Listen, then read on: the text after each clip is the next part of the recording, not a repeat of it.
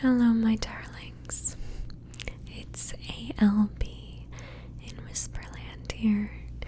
Thank you so much for joining me tonight at my desk. I'm sitting right here in front of my drafting table, which some of you have seen many times before. This is where I do pretty much the majority of my painting these days. It's supposed to be better for your back to sit at a drafting table, although I feel like I spent all of my teen years sort of hunched over the desk in my childhood bedroom, drawing as much as I possibly could. But now I work at a drafting table, so we are going to be doing a painting today, a gouache painting. Very special subject matter to my heart. And I've already got it drawn out on the watercolor paper, so we are going to jump right in tonight.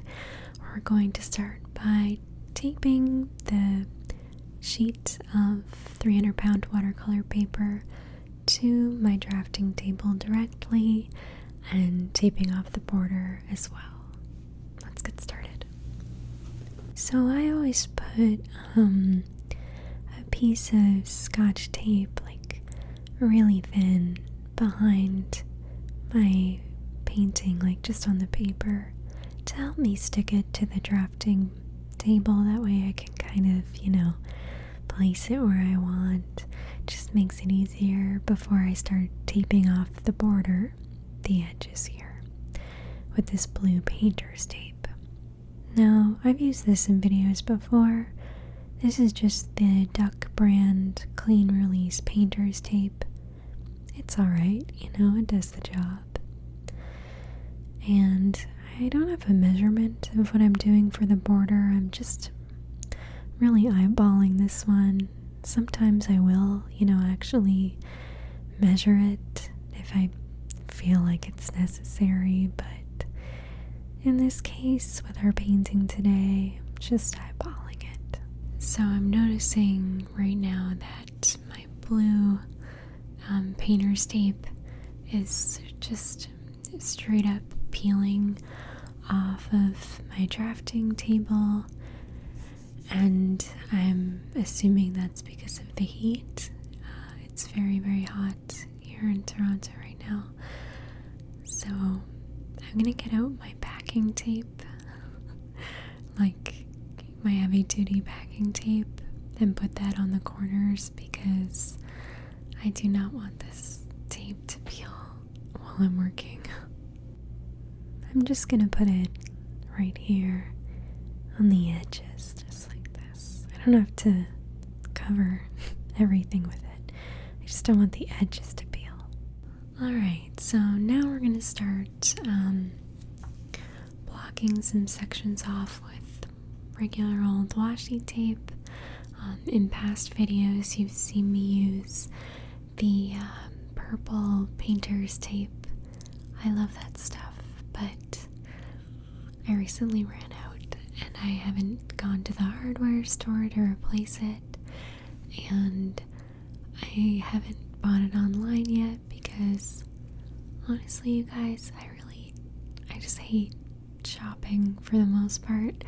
Like, I underbuy everything, so I've just put it off and I need to go reorder it.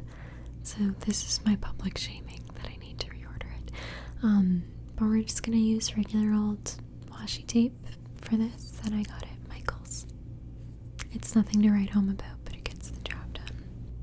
So right now, I'm sectioning off some space. I'm kind of thinking, and hopefully this works, my plan is to kind of be playful in this painting using the element of negative space. So negative space in a painting basically refers to anything that isn't the actual subject matter of the painting or of the art, but still contributes to the overall effect of the piece. And I thought it would be really interesting to kind of use the negative space here to highlight the texture of the watercolor paper. I mean, if I mess up, I may have to go in and paint the inner part of the door frame with a color. Like, if I get a little paint on it, I am not going to be able to hide that. So, I mean, hopefully it works, but ideally I would like for that space in the door frame to be just plain watercolor with no paint on it. This is easier said than done. So washi tape is going to be my best friend here because I need to kind of protect the space, but I'm not going to be able to have tape over everything the whole time. For now though, I can block off a whole bunch of stuff. And washi tape also helps for doing straight lines, right? You can really carve out spots and do really nice curves on it, like I'm doing right now with my X-Acto blade. But it also is great for straight lines, so it has lots of qualities, and that's why I like using it over there's lots of different stuff you can use for blocking out. Like there's like a liquid latex type of material you can use on watercolor paper as well for blocking out space. But I find washi tape just so much easier and a lot less messy too. Alright, so now we're going to get started on the actual painting part. And I'm going to start on the background for this piece. I would say I probably do the background on gouache paintings and watercolor paintings too. Probably about more than half of the time. Obviously, you guys can tell I prefer doing traditional paintings like this over doing digital art, but I think that the skills that you use for both are really transferable. There's been so many things that I've learned from doing digital art that I now use when I'm painting, like thinking about the painting in terms of layers, what needs to sit towards the front versus towards the back in terms of visibility and things like that. I bring that to my paintings now. So we're going to start with the backdrop first. I find the backdrop to be, like really soothing to do. The pressure is not on here as strongly as it is for like painting the hands or painting faces. Those are things that like you've really got to nail, but these parts of the background are so soothing and relaxing. They're basically, especially when you tape stuff off like this, you're just kind of filling in space. So with this painting and with a lot of other gouache paintings that I do, I'll sometimes put together in tiny little containers ahead of time colors that I like. That kind of helps allow me to see what the overall palette kind of consists of in advance, so I'm not picking colors as I go. I did that for a couple here, the purple that I'm using, the beige, but I haven't really picked out everything else yet going forward, so we'll see. I've got to redraw some lines back in here now because the gouache paint is somewhat opaque, especially when you're layering it like I am, so I'm not going to be able to freehand remember those lines where they're supposed to go. And you know what? That's the great thing about doing paintings. You can just draw it right back on with pencil. Doesn't matter. That'll get hidden after, so it's totally fine. right now I'm drawing in some wood texture. For this, I'm not using reference, but just kind of trying to remember what wood looks like. If you're ever kind of stuck, both tiger print and wood texture kind of look the same when you zoom in really close. So if you can remember how to do one, you can usually remember how to do the other. Not that I've painted many tigers in my life, but I've probably done one or two, at least when I was younger. So I'm just filling in this space with the dark purple here, trying to go for a kind of like a purpley pink color scheme, but I also think I kind of want it to have a sort of sepia tone quality. I don't want all of the colors to be bright and like super over the top. I still want there to be nice colors, but I don't want it to be so colorful. I want everything to go together. And we'll just peel off this tape section. See how easy that is with the tape. Doesn't take too much time at all. That's why I like using the tape instead of frisking or masking fluid. It's more my style. I also find it really satisfying to take the tape off of certain sections after. Especially all these little dots like this. It's very fun. So, I'm starting to be able to see how the piece is gonna go a little bit. I want that door frame space to remain ideally paint-free, but like I said earlier, if I get any paint smudges on it, I'm gonna have to go in and fill it in with a color, so fingers crossed, I guess. Right now I'm doing these sort of picture frames. I haven't really fully decided just yet what's gonna be in them, but I'll think of something. I have some ideas.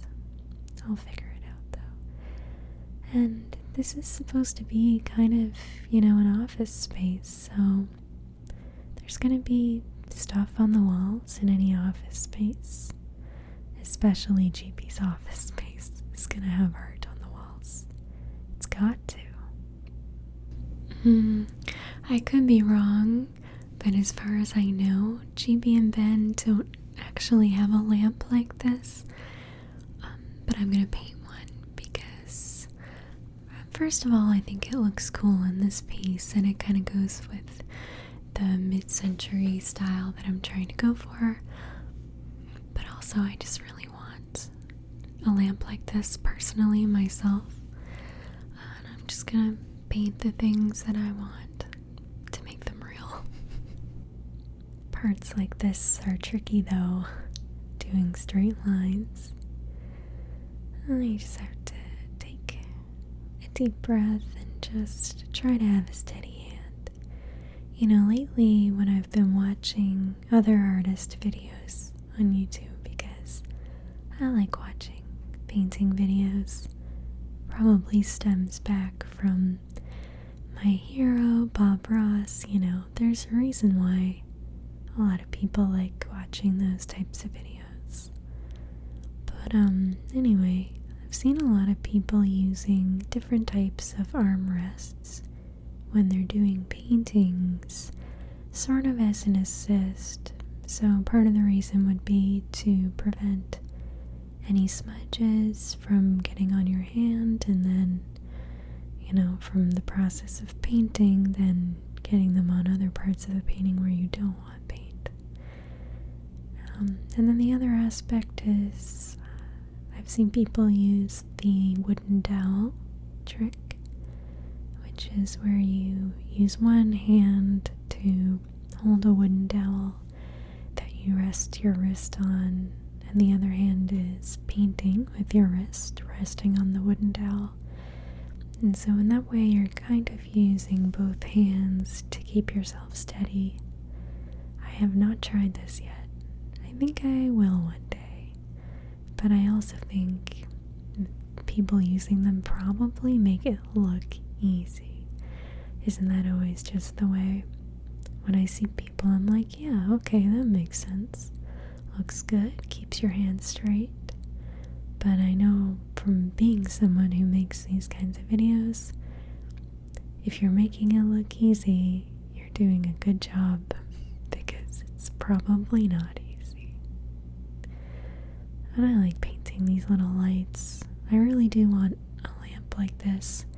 I mean, I've never seen it in this color, like these pinky maroon sort of raspberry colors, but I've seen it in silver and gold.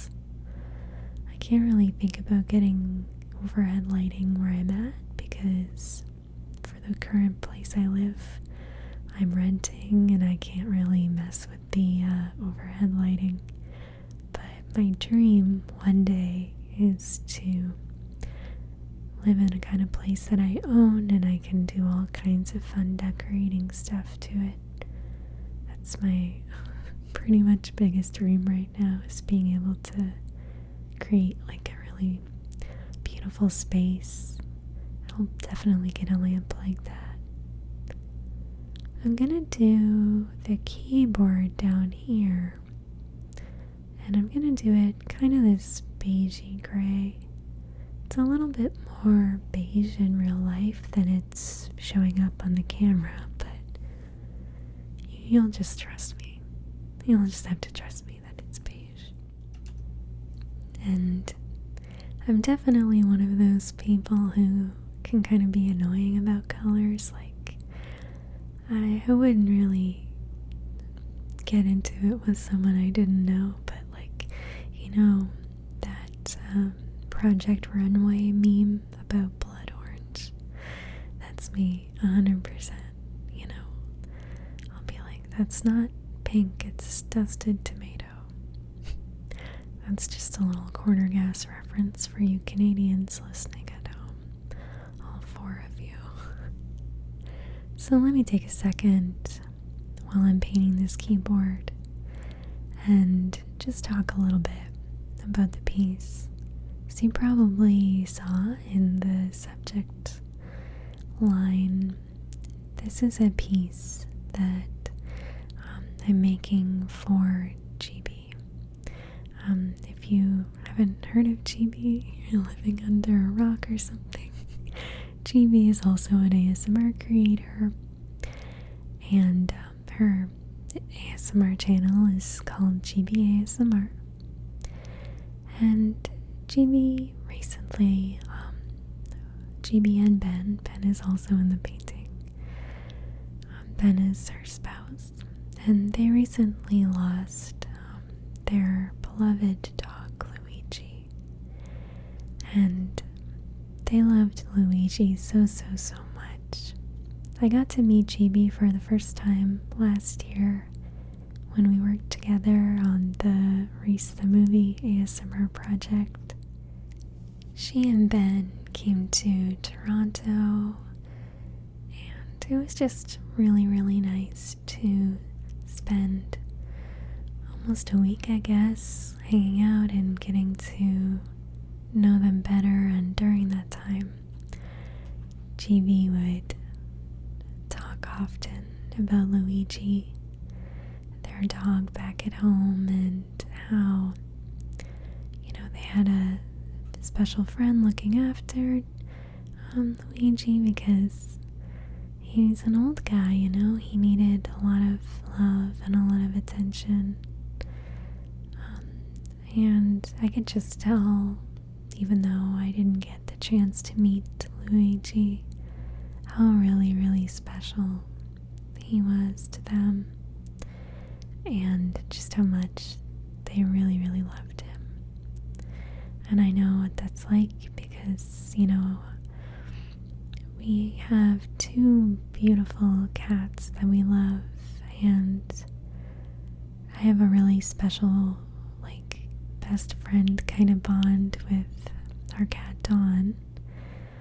And, I think a lot about how important and special pets can be, and how they make our lives really better by having them around.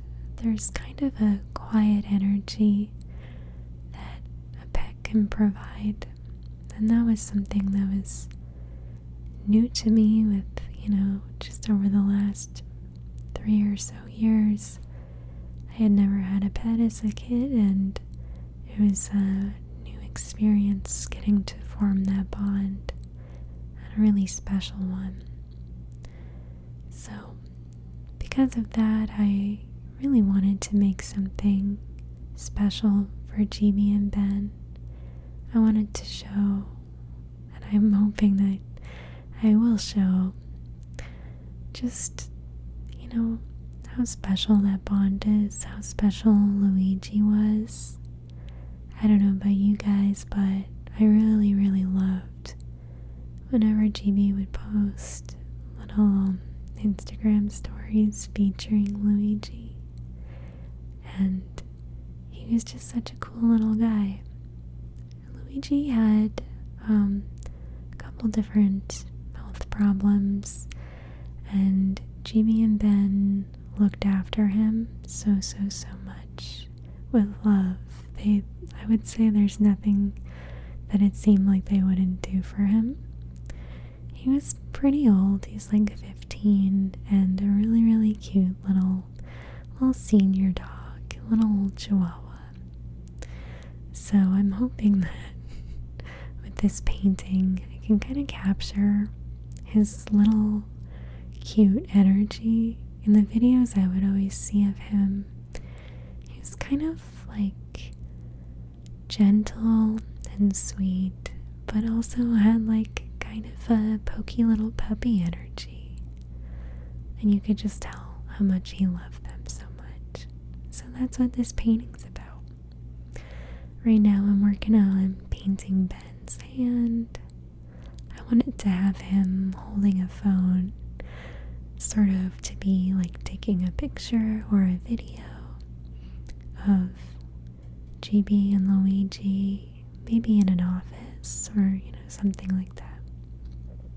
And so we're going to paint the phone this nice dark kind of reddish maroon color.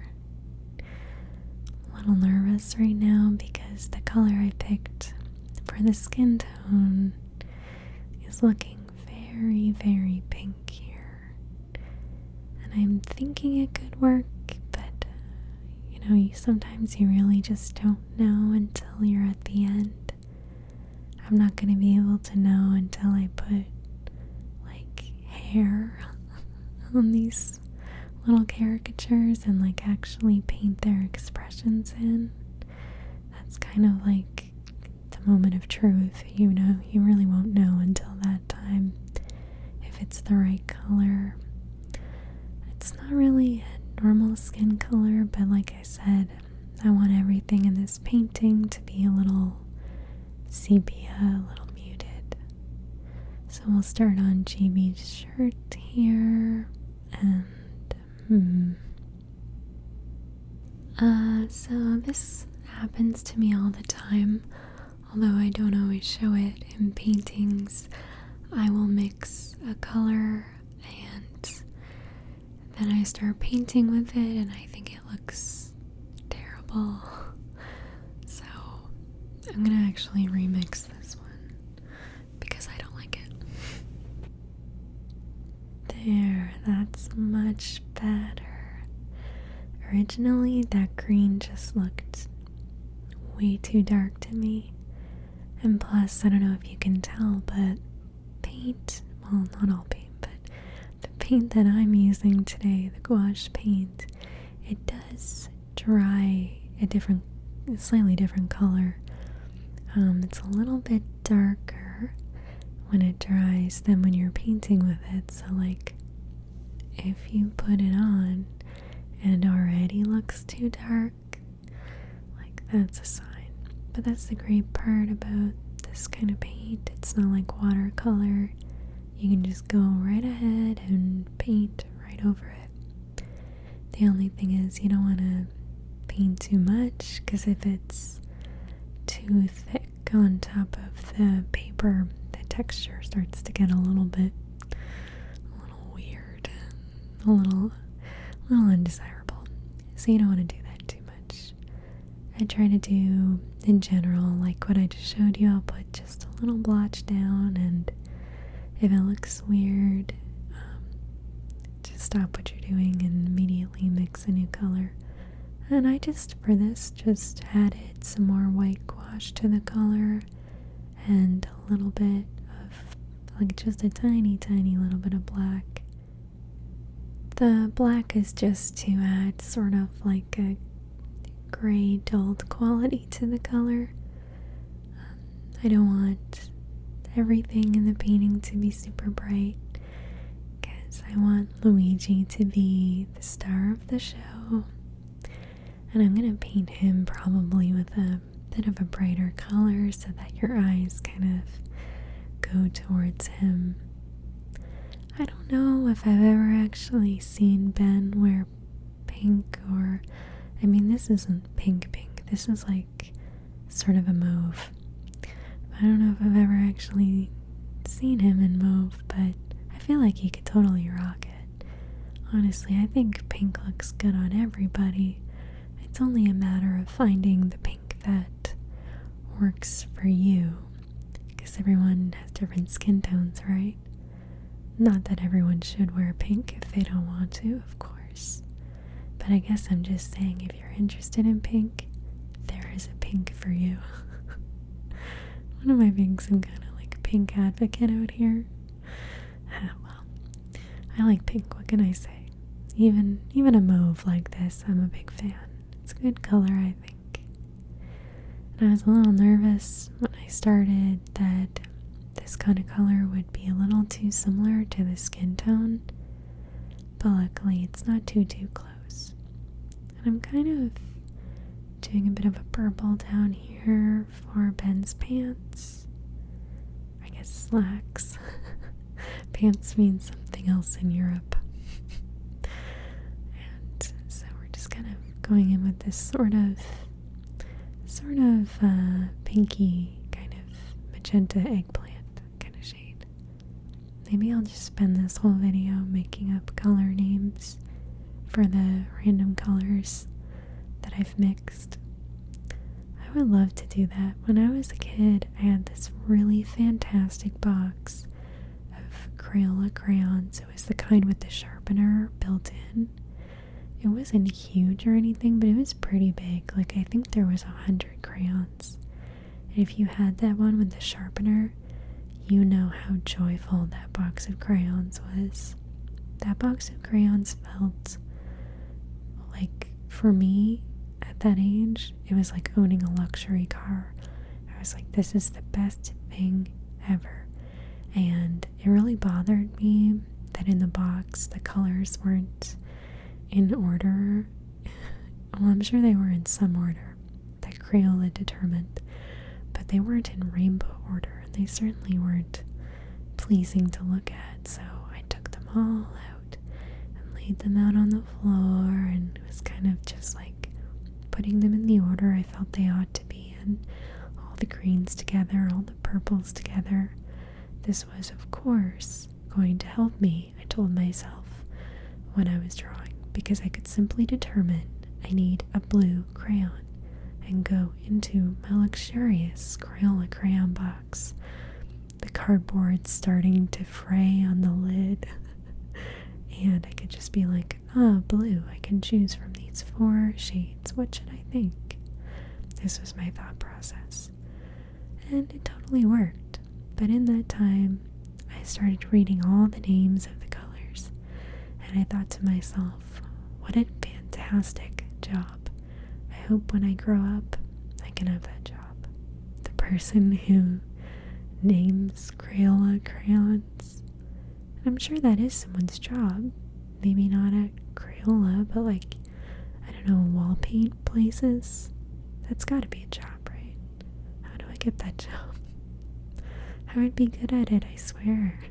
I do it all the time on YouTube.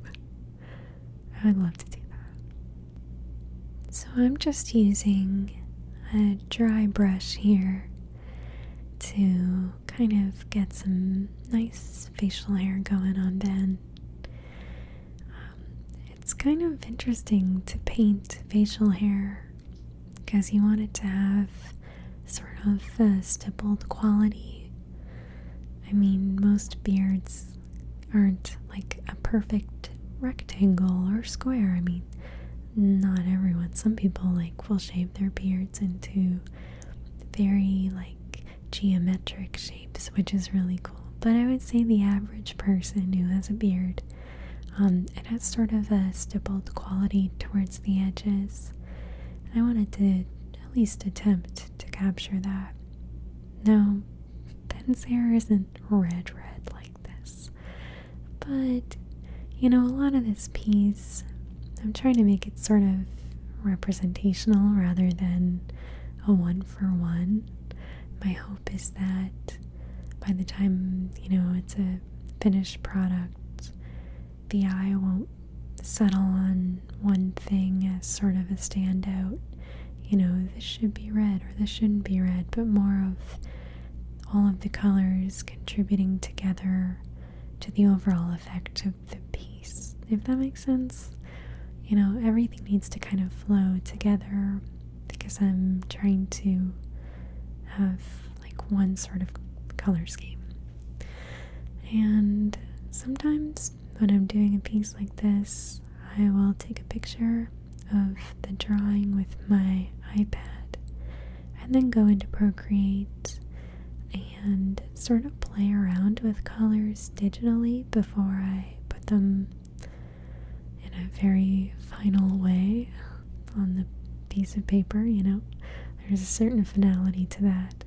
If I'm particularly scared of laying down the wrong colors, sometimes I'll bring it into, you know, digitally and just really loosely, really messy, just lay down some colors and see if it looks good.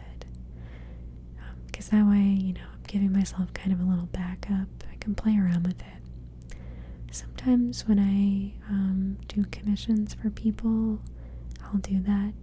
I haven't done commissions for a little while now, but when I would do that, I would sometimes throw some colors on it digitally just to make sure everything's cool and it looks how we all want it to.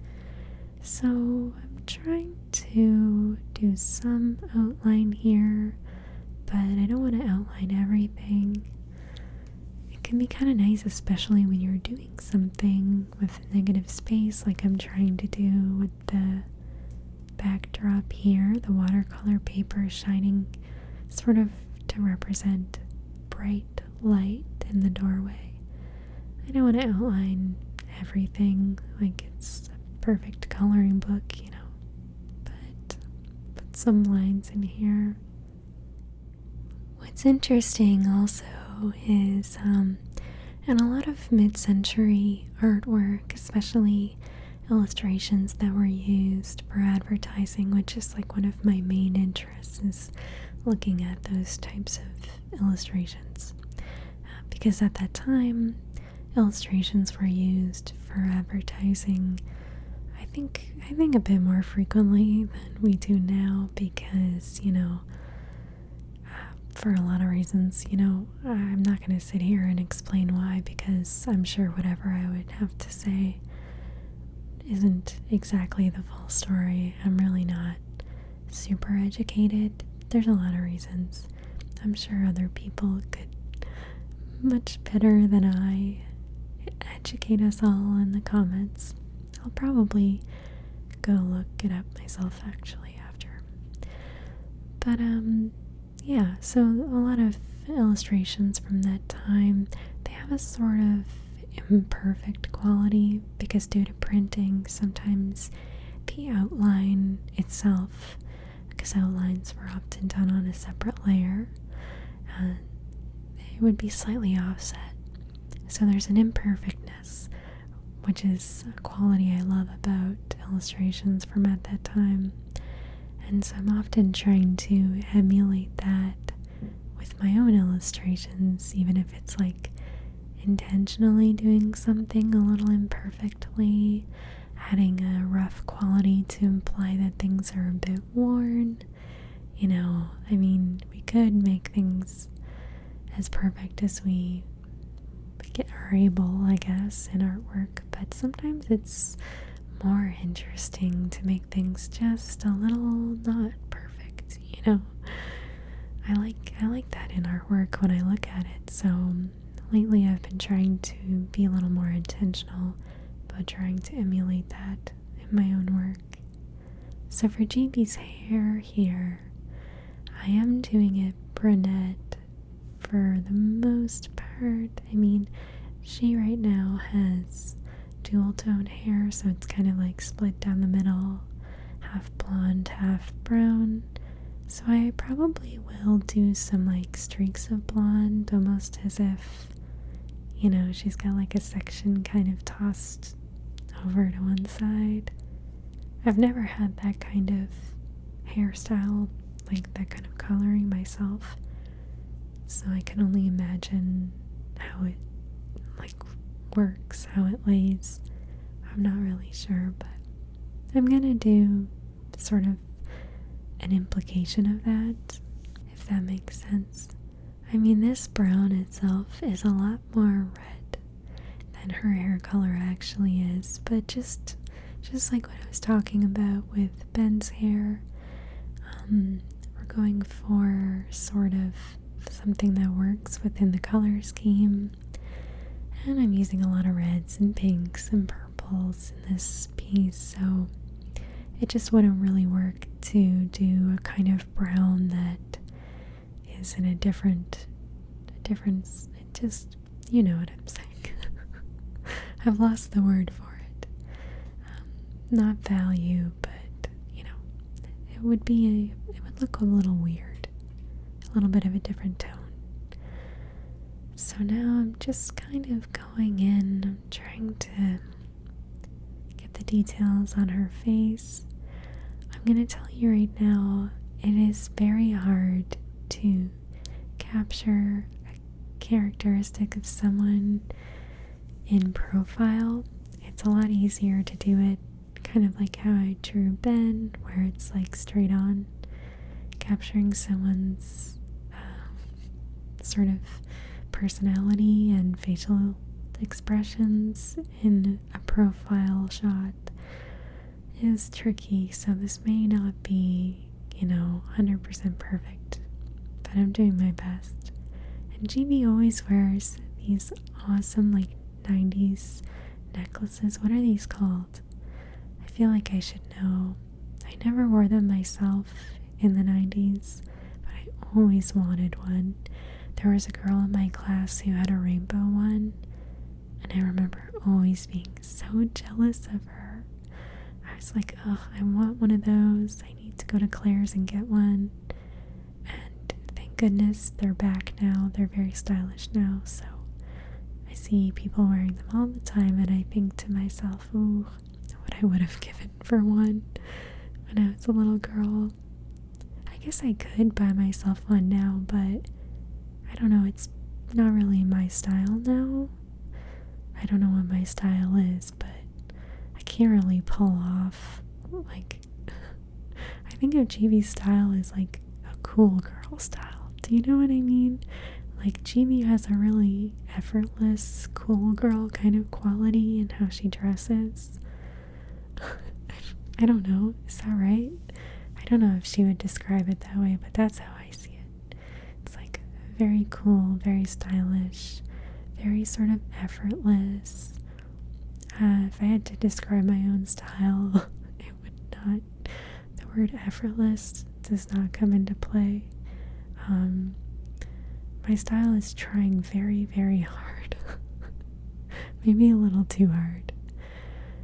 And yeah, I just don't think I could pull it off, but it looks so good on her. So now I'm just painting in some of our precious boy Luigi, giving him just this little cute sort of Snoopy-esque eye. I was thinking at first because Luigi was blind and his eyes looked a little different. They were kind of a lighter color. I was thinking about if I should paint them that way, but because his fur is such a light kind of grayish beige, I realized if I painted them like that, it might get a little bit lost. But just kind of giving him these little dot eyes like Snoopy, I think you kind of get the overall effect anyway. And he was like such an unusually colored Chihuahua. Like, I don't think I've ever seen one with coloring the way his was. It's like gray with like bits of dark gray. So I'm just using this dry brush in here to try to give him that like little dark gray. He was almost kind of like a Siamese patterning. You know how Siamese cats have that sort of look? But it wasn't as intense as that. A little more subtle. He really knew how to go for that ombre look, huh? And of course you gotta give him a little smile, give him some eyebrows. I mean, he doesn't have eyebrows in real life. But it's a painting. We can do whatever we want. And I'm giving him the bright magenta pink for his hoodie because I want him to stand out the most. I really want kind of, when you look at the painting overall, I want your eyes to kind of zoom to him. And sometimes to do that, you can use either a lighter color or a darker color or a more vivid color. So that was kind of my reasoning behind making a lot of the other colors. I don't want to say dull, they're not dull colors, but they're a little bit more muted. And I wanted Luigi's color to be bright and cheerful, and he's adding just boundless joy wherever he goes with his little hoodie. Luigi was often wearing little hoodies in the pictures that Gibi would post of him. So of course I gotta give him a little hoodie. And I think I'm going to do like a lighter pink for the outline here, just to make him really stand out from Ben's like trousers. I don't want them to blend in at all. So I'm just using this kind of light pink here to outline that, to make him really stand out. But we'll use black to outline the rest of his body. His tail, his little feet. He had such cute little feet. Little pointy ballerina feet, kind of. Sometimes I forget how tiny Chihuahuas are. Like, I have really small cats, but Chihuahuas are even tinier. Like, they just fit in your little hand. It's been a long time since I've pet a dog, actually, because I don't have one. I would like to cuddle a puppy soon. And I'm just kind of using my brush a little drier than I normally would for an outline. For like the hand that I'm painting here, Gibi's hand reaching out to just kind of boop, Luigi. I don't want these outline lines to be like so perfect and so, like we talked about earlier, so like, you know, coloring book, cartoon. I want them to have a sort of imperfect quality. And to do that, we can just use a dry brush, because then, due to the nature of the watercolor paper, it's not going to fill in the texture evenly, and that kind of creates a sort of dotting imperfect ink line. So I'm trying to give Gibi's hair sort of like we talked about earlier, like kind of just tossed over the shoulder, kind of like, you know, cool girl kind of style. I've said cool girl so much, it feels like it's not a real word anymore. Don't you hate when that happens? Sometimes I'll be writing like a greeting card to someone, and I'll second guess how to spell a word that I know I definitely know how to spell. It'll be a word like beautiful or something like that, where it's like, I learned how to spell that in like the 3rd grade. Why is my brain telling me this is not a real word? But sometimes if you say a word enough, even if you say it like 10 times in a row, it stops feeling like a real word. It starts feeling like something else. So I'm just using this really light beige kind of to add in little streaks. Now we're going to go back in with the washi tape because I want to add a little bit of an outline to some of these spots like the desk, but I don't want it to be too perfect. So here's a trick, and I totally recommend you try this if you like. Don't be afraid to put washi tape on top of spots that you've already painted. Just don't press down too hard. If you press down too hard, it might pick up some spots and bring the paint with it, which you don't want. But here, let me show you. I can peel it, and like one side of that line is kind of imperfect because it's the free edge, but the edge that's along the tape is really smooth, really nice. So I'm kind of doing this because I want to have like a clear differentiation of where the desk stops, so you kind of have a sort of depth of field implied. I know that sounds like a bunch of nonsense, and it probably is. In a nutshell, I want you to be able to tell really clearly where the desk stops. And washi tape is very helpful for doing lines like this. And I don't really worry about trying to make them so perfect. I think that the imperfectness sort of just adds to the charm in a piece like this. At least that's what I'm going to tell myself. And I won't hear anything otherwise from any of you. No, I'm just kidding. So we're going to do a little bit of an outline there on the keyboard. And you guys know I love doing this. So I've just got a bunch of sort of a peachy pink color right now on a dry brush. Look at this brush. Oh, that brush has seen better days, my goodness. I think that's just like a dollar store brush. Sometimes a really crappy brush in your kit is so helpful because you can use it to make this sort of well-loved effect. So I'm just going to use it on GB's chair here that I've got her sitting in. Trying to kind of give it that aged look. I'm kind of putting it everywhere. That kind of makes everything blend in together. And realizing now that I've lost some of the details that I kind of need to be able to follow in Ben's hoodie. So just redrawing these in with the pencil. It's just so much easier. You gotta give yourself shortcuts when you can. There's no need to make it harder for yourself if you don't have to. Like, why would you do that? Art is fun. You don't need to make it harder for yourself. And I really want to go in and add those details on the door. So I'm gonna once again use my best friend, the washi tape. I need somebody to make that meme that's like, friendship with frisking fluid ended. New best friend is washi tape, because that's how I feel about this.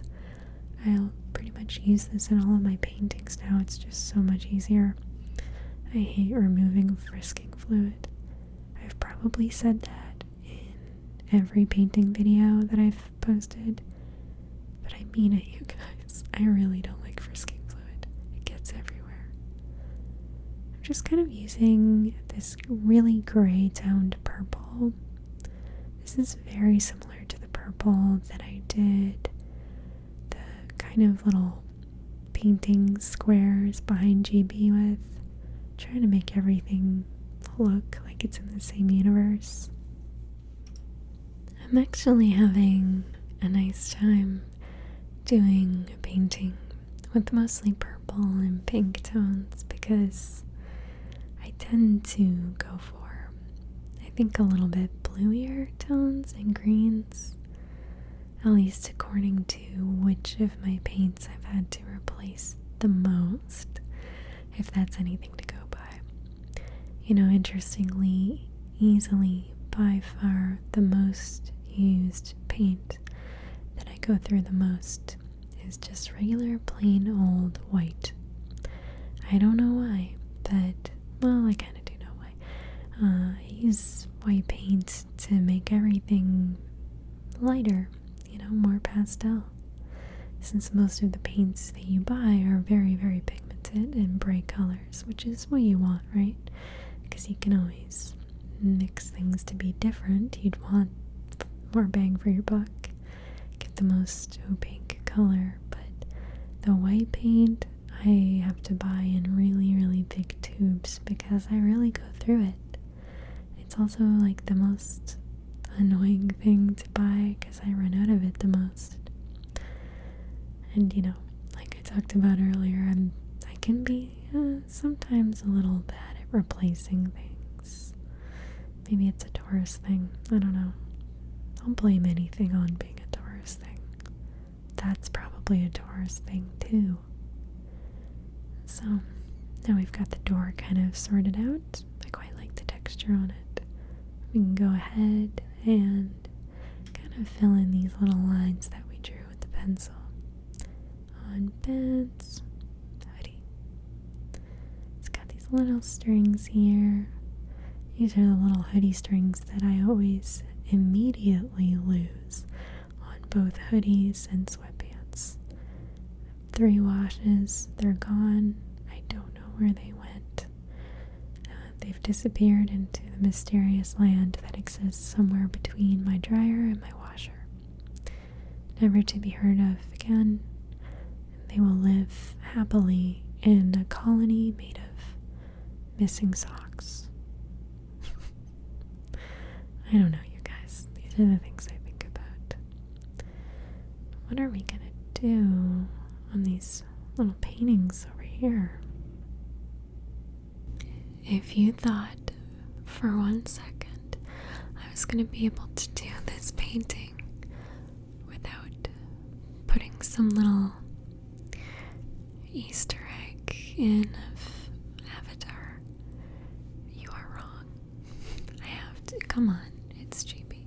I have to do this. Give the Gibi what she wants.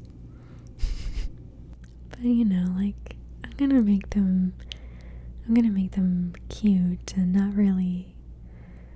I'm gonna make them not really in the style of the show, because that just would not work in this painting. So I'll do kind of cute little puppet versions, I guess. We'll do a little Aang over here, so I gotta give him an orange, and then we'll do Zuko over here to the right with this like kind of red. Luckily I had a little bit of red still mixed from when I did Gibi's hair, so that's good. And we're gonna do Zuko's scar. This is fun. This right here, this is the joy of painting, is making these little guys. And I don't think he'd be recognizable without the arrow. Let's do more Peanuts faces. Little Charlie Brown guy over here, and one for you. And of course, we're gonna do a little YouTube play button. I know it's not actually pink, but I have to dream a little dream. What if it is pink? What if it is pink? If I'm wrong, don't tell me. I'm trying to work towards this, okay? I need to have something to look forward to. I mean, I'm a long ways off, but that would be pretty cool if it was pink. Or if they made mine pink. Dream a little dream, Ange. So we'll make this pink. I just think it looks better in the context of the painting anyway. And that way it's just kind of subtle. not too much left to do here. We're gonna do a little bit more washi tape and get some nice crisp lines going. I kind of wish I hadn't painted the lamp so early, because it's gonna make this part, I mean, not hard, but like less fun. You know what I'm saying?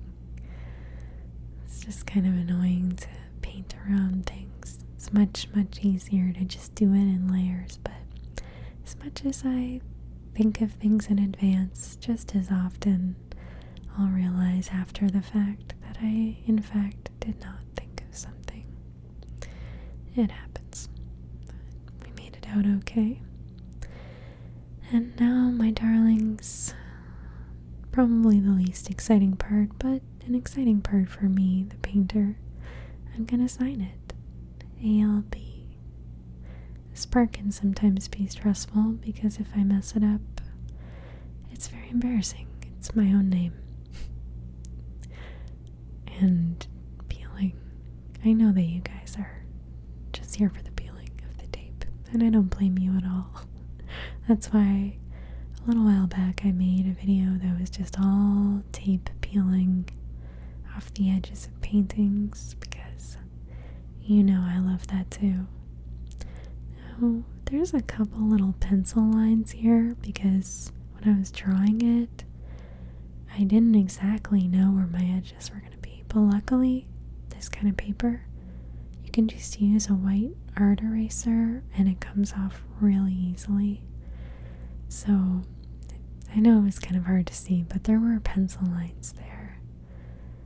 And I think there should be some here too, under the, yeah, there's some. But it's no big, I can just erase them after. Get up around here, there's some more pencil lines. You don't want to underdraw stuff, because then when you're painting, you're like, oh, where is this supposed to go? It's way easier to just erase stuff after. And it doesn't show, so that's fine. Alright, last piece of tape at the top. And there we go. One more down here. These kinds of lines are very satisfying when it's kind of a messy edge, and then you pull the tape back to reveal a much more perfect edge. So, my darlings, this is our finished piece. I am really glad and really happy that I didn't have any paint accidents in that middle space in the doorway. I was really nervous about that. You really just don't know when you're working on it if something might happen, because look, stuff happens when you're painting. So I'm really happy that that part turned out the way I wanted. And here's the scanned version. You can see the finished piece a little better here, and how it all looks as a full composite picture.